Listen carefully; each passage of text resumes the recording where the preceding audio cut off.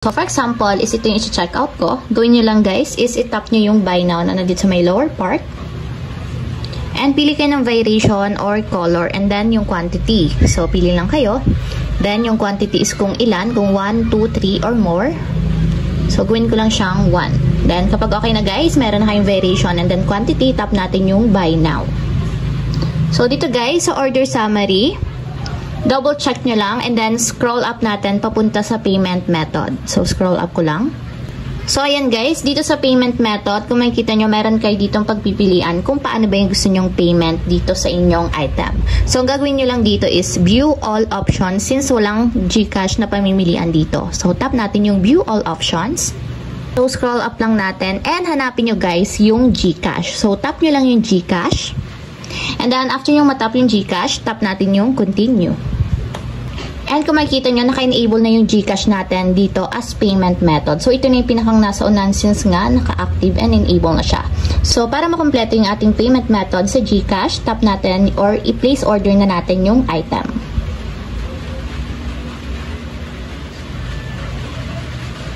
So, mag-redirect tayo sa ating GCash.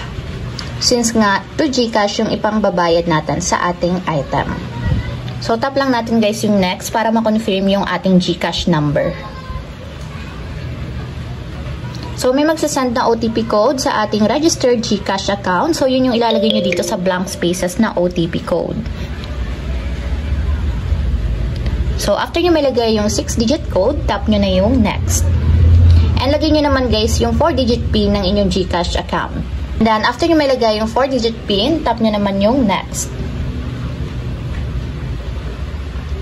And guys, after nyan, i-confirm lang natin dito yung babayaran natin na 92 pesos. So, dapat meron tayong fund sa ating GCash na 92 pesos to make sure na yun yung magagamit natin sa pagbayad dito sa TikTok. So, tap lang natin yung pay 92 pesos.